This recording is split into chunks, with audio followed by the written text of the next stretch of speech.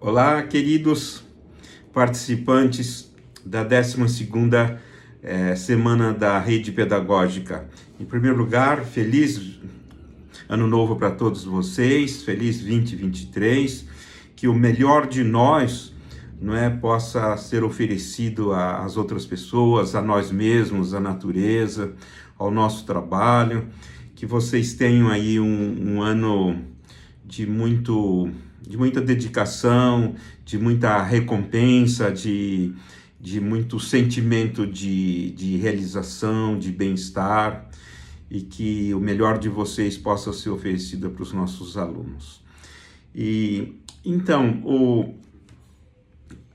o tema dessa semana é a problemática da socialização das crianças, né? E da minha parte eu vou pensar sobre esse tema, o tema da socialização, em contexto de jogos e brincadeiras.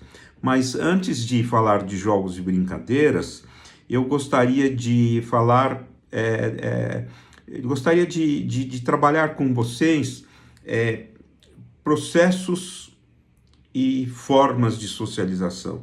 Quanto aos processos, eu até enviei um texto de Piaget, que um extrato, uma parte de um texto que é interessante. Nesse texto, Piaget propõe dois processos de socialização fundamental da criança. Um que ele chama de relação de pautado, um processo é pautado nas relações de coerção ou de coação, e do que ele chama de respeito unilateral, e o outro é pautado nas relações de cooperação e é pautado no respeito mútuo, E são dois processos muito interessantes, porque o primeiro expressa essa condição nossa, sobretudo das crianças pequenas e das crianças e dos jovens, de serem dependentes dos cuidados de um adulto, E a relação de coerção significa que o adulto, a despeito da colaboração ou não, ele precisa de fazer certas coisas com as crianças, e o respeito é unilateral nesse sentido. A criança precisa de comer, precisa de dormir, precisa de ser alimentada, ela precisa tomar uma injeção, ela está na hora de ir para a escola, ou seja, a vida social pede uma série de cuidados, para os quais a criança pequena não tem recursos de atenção, e ela precisa do cuidado do adulto. Então, é unilateral nesse sentido de que existe um cuidador e um cuidado. Alguém cuida, alguém é cuidado. A relação de cooperação, do respeito mútuo, ela pede, é uma relação de simetria, de solidariedade, de cooperação, de colaboração, etc. Obviamente, esses dois processos podem ser integrados e tal. Em outro momento, eu até já trabalhei essas questões. Nesse vídeo, eu gostaria de falar das formas de socialização. Então, eu pensei aí algumas formas de socialização que eu gostaria de compartilhar com vocês a minha reflexão, tá certo? Eu pensei no cuidado, na educação, na inclusão, no reconhecimento, na ressonância, na equidade e na responsabilidade como formas de socialização. Então eu vou refletir um pouco com vocês sobre essas diferentes formas de socialização, e o objetivo em pensando em voz alta junto com vocês, vocês possam observar, refletir, avaliar o quanto essas formas estão presentes e em que qualidade e em que quantidade e em que intensidade elas estão presentes nas práticas sociais de vocês, seja no contexto da escola, seja no contexto da vida. Mas, no nosso caso aqui, a referência é sempre à escola, né? Então, o cuidado, né? O cuidado é a primeiríssima forma de socialização. E ela expressa esse fato de que o ser humano, dentre todos os seres vivos, talvez seja aquele que nasça mais dependente, mais incompleto, mais necessitado dos cuidados de um adulto, né? A criança mais saudável, mais bem desenvolvida, ela precisa dos cuidados de um adulto. E em cuidando dessa criança, alimentando, colocando para dormir, trocando de roupa, oferecendo comida, protegendo, cuidando do frio, do calor, todas essas demandas da sobrevivência e da vivência, não é?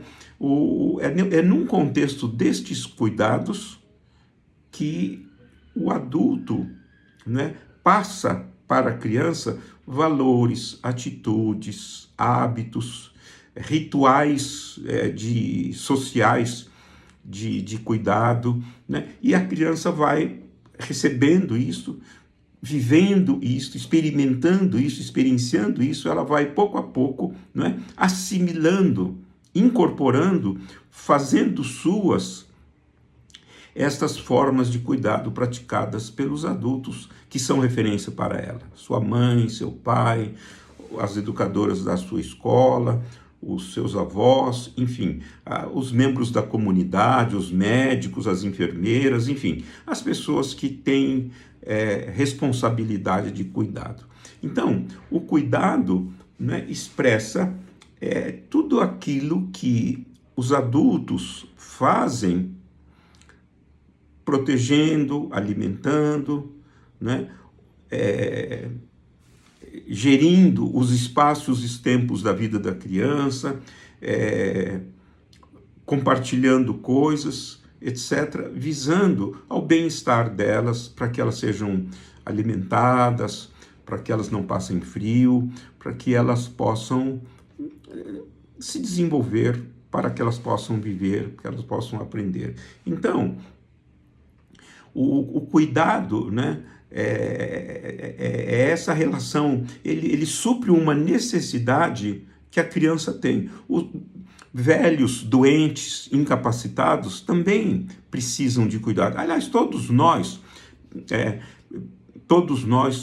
precisamos de cuidado em algum momento da nossa vida. No caso nosso de adultos, os dentistas cuidam do nosso dente, os médicos cuidam da nossa saúde, a polícia cuida da proteção social, ou deveria cuidar, e assim sucessivamente.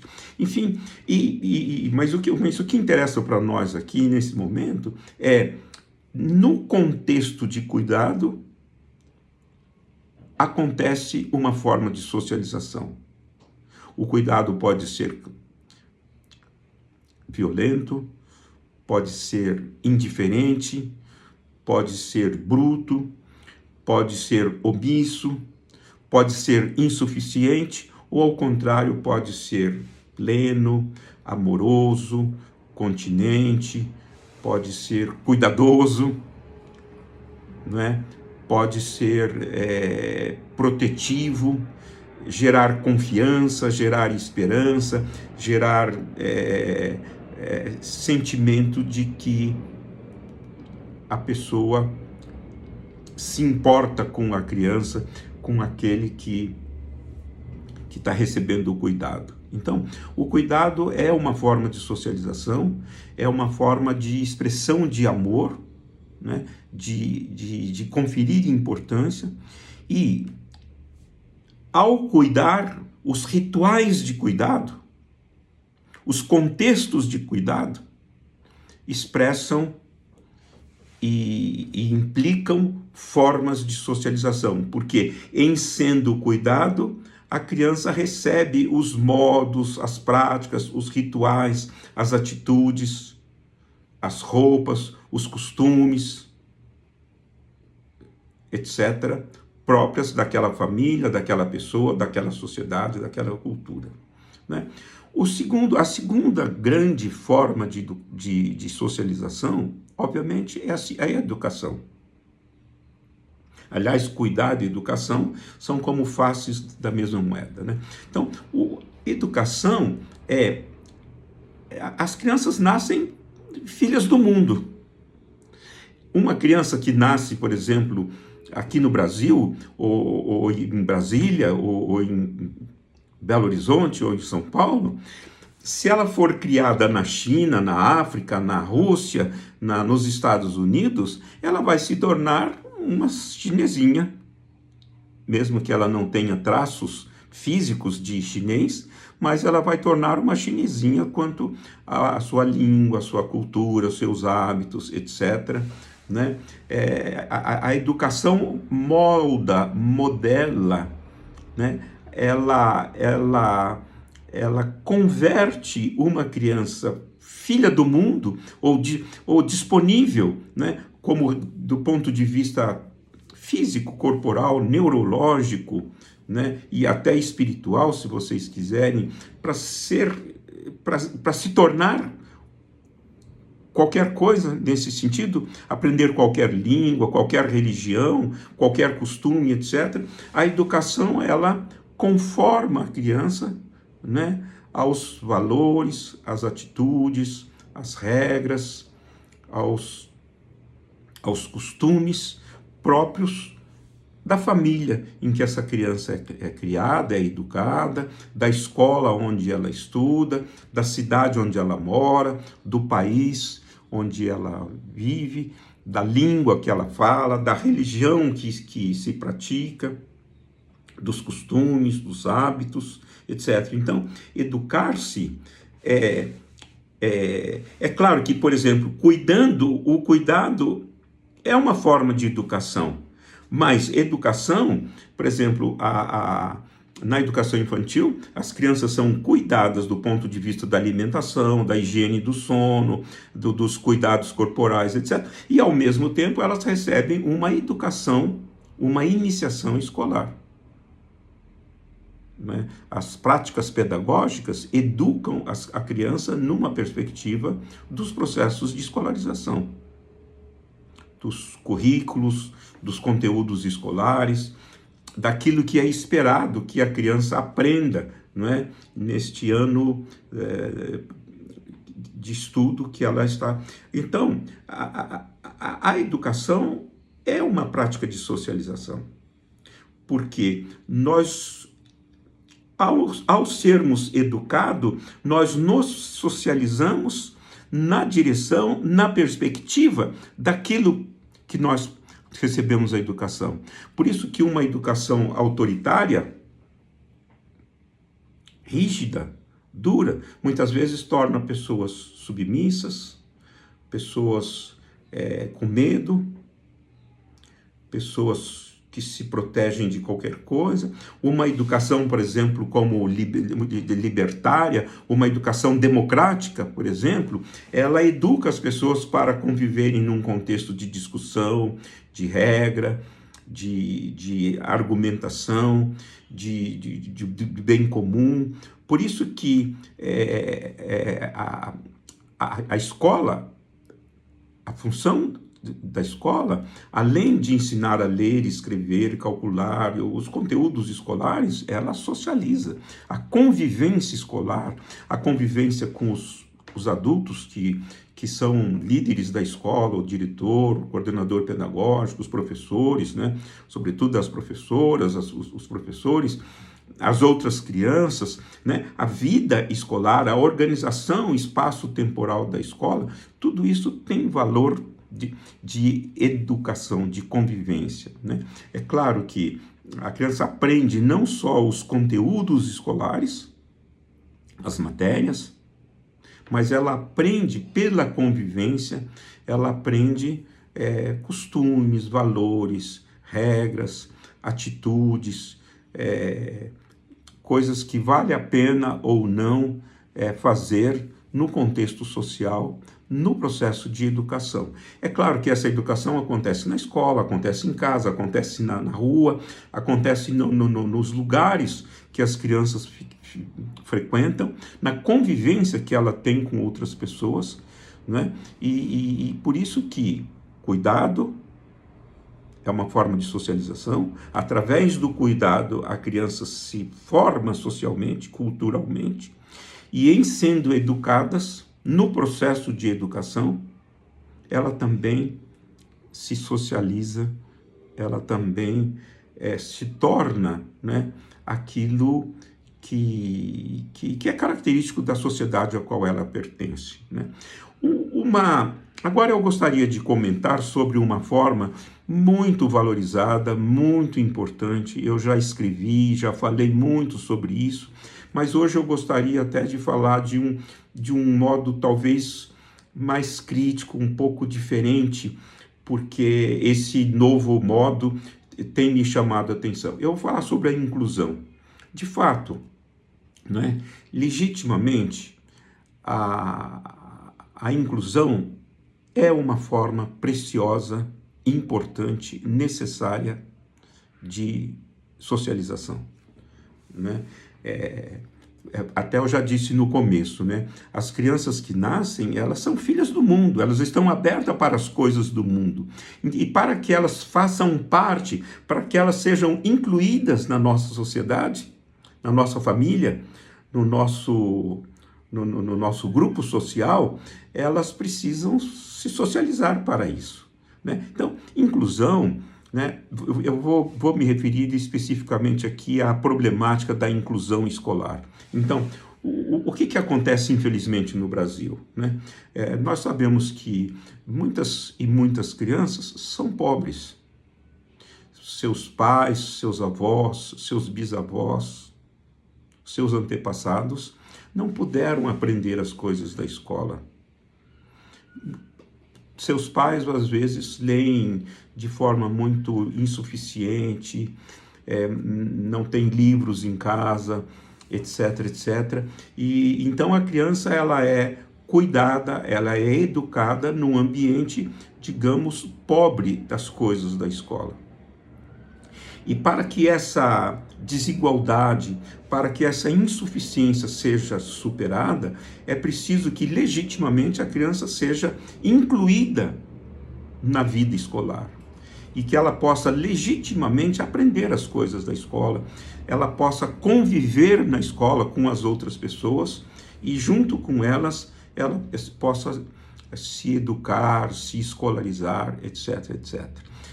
Agora, isso, os colegas sabem disso e, enfim, não é o caso da gente falar mais. O que eu queria chamar a atenção para um aspecto complicado, para não dizer negativo, da inclusão e sobre o qual a gente devia pensar, né?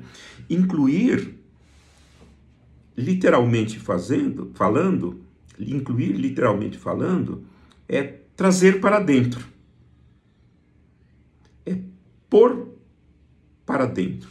Ou seja, as crianças precisam ser incluídas nas coisas da escola e elas merecem isso. Por outro lado, incluir não significa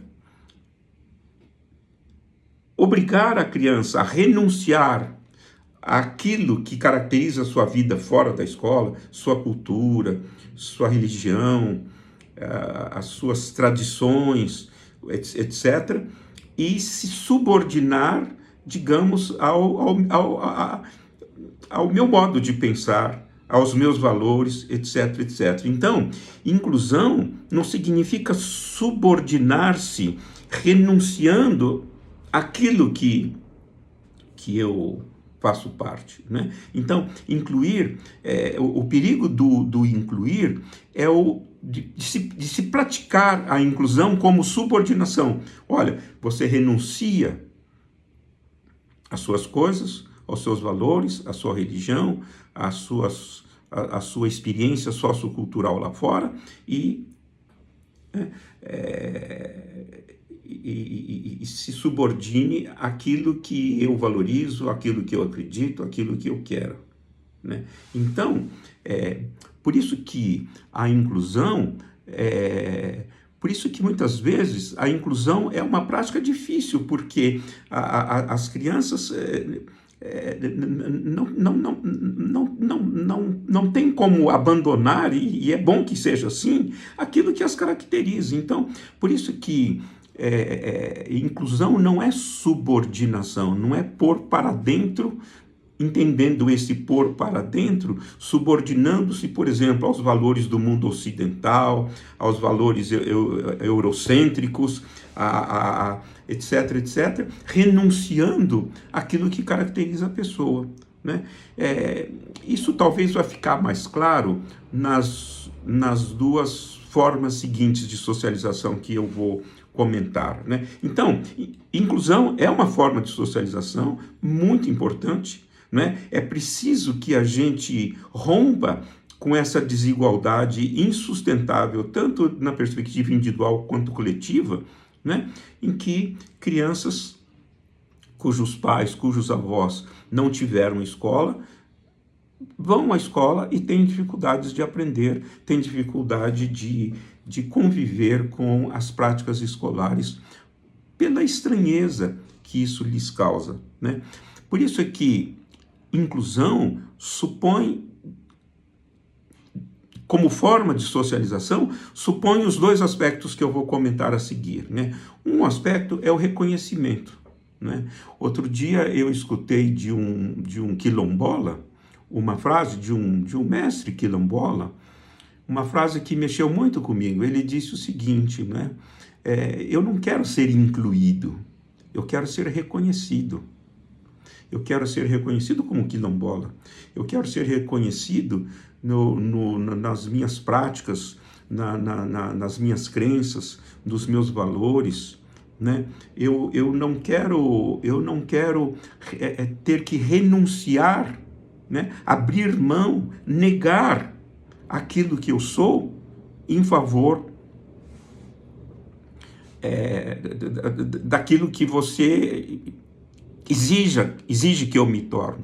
Então, por isso que hoje nós temos legitimamente os grupos, né, os indígenas, a população negra, as mulheres, as pessoas que assumem outras formas de sexualidade, etc., etc., lutando pelo reconhecimento. Eu quero ser reconhecido naquilo que me caracteriza, naquilo que eu sou.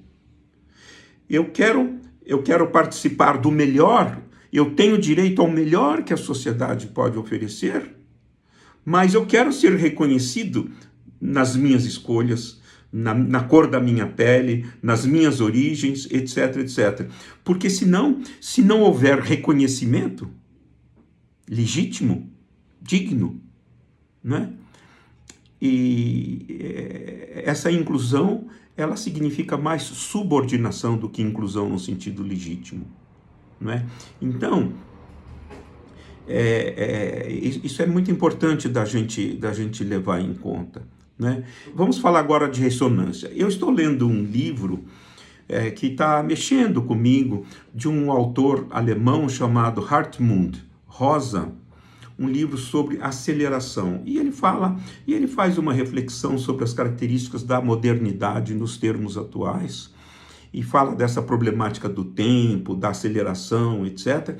E um conceito que ele desenvolve no livro e que eu gostaria de compartilhar com os colegas aqui, é o conceito de ressonância, porque ele fala do reconhecimento e fala da ressonância. O que quer dizer ressonância, né? Ressonância, enquanto forma de socialização, enquanto prática social, significa que aquilo que é do outro, aquilo que é meu, numa relação social, encontra ressonância.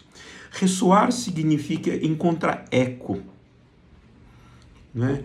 Por exemplo, vamos pensar nos instrumentos musicais, né? Um violino é um violino, um tambor é um tambor, Um pandeiro é um pandeiro, um violão é um violão. Eles têm uma estrutura, né, física, uma estrutura musical definidas, etc, etc. Mas então eles têm a sua constituição própria, característica. Mas interagindo com ele de certas formas, eles deixam ressoar aquilo que nós fazemos com eles. Eles ressoam, eles ecoam aquilo que nós fazemos com ele. Por exemplo, dependendo do modo como nós dedilhamos um pandeiro, dependendo do modo como nós batemos, a velocidade, a altura, todos esses aspectos ecoam, né? Então, ressonância é incluir, sim, incluir reconhecendo e permitindo que aquilo que as pessoas são, aquilo que as pessoas fazem, aquilo que as pessoas pensam, possa encontrar ressonância, encontrar conexão, encontrar assimilação, de tal forma que você tenha uma influência mútua, uma reciprocidade. Isso que quer dizer socialização, né? A criança aprende comigo e eu aprendo com a criança. Aprendo o que com a criança? Aprendo a sua sensibilidade, aquilo que ela gosta, o que ela não gosta, as suas preferências, aprendo o seu jeito de lidar com as coisas e eu reconheço isso. Eu deixo que isso ressoe em mim e através disso eu posso educá-la, cuidá-la, interagir com ela, socializá-la, em outras palavras, né? Então, o próximo, por isso que a ressonância é uma forma de socialização, porque senão o que eu tenho é submissão, é subordinação, né? O que caracteriza o outro não encontra eco em mim, não se comunica comigo, não é assimilável por mim, não é reconhecido por mim, não tem implicação para comigo. Portanto, a interação social fica comprometida, as relações sociais ficam comprometidas, né? E isso tem a ver com a ideia de equidade, né? O socializar num contexto de equidade é diferente de socializar num contexto de iniquidade, de violência, de abuso, de desrespeito, de subordinação. E é por isso que na escola você pratica escolhas, formas de liberdade, formas, tomadas de decisão, enfrentamento de problemas num contexto de regras, de limites, de acordos, de argumentação, em que o melhor, o menos contraditório, aquilo que é assumido como o melhor para todos, possa pouco a pouco organizar a vida social, né? E por isso que o processo de socialização, quando nós pensamos, no nosso caso, né, de professores, num contexto de educação básica, ele implica responsabilidade. Ele implica esse olhar, né, que é cuidadoso, que é educado, que é includente, que reconhece, que deixa ressoar, que deixa ecoar, que se deixa assimilar, num contexto de equidade, né, aquilo que pouco a pouco, vai tornando as crianças educadas nas coisas da escola, educadas nas relações com os seus pares, nas relações institucionais aos quais elas pertencem, e elas possam se preparar pouco a pouco para se tornarem, né, é disso que nós precisamos e é isso que nós esperamos, elas possam pouco a pouco se tornarem adultos com autonomia, com responsabilidade, adultos plenos né? E que possam oferecer o melhor para si mesmo, para os outros, para as coisas do mundo, né? Então, agora, no nosso caso, né, pensando agora em termos práticos, a gente trabalha, a gente pensa, a gente, a gente, a gente busca contribuir para essas coisas num contexto de jogos e brincadeiras, que são os temas que os colegas vão ver nos outros vídeos. Então, um abraço e mais uma vez, felicidades para vocês e que a gente tenha um ano de 2023 auspicioso e que todos nós possamos ter uma vida boa esse ano.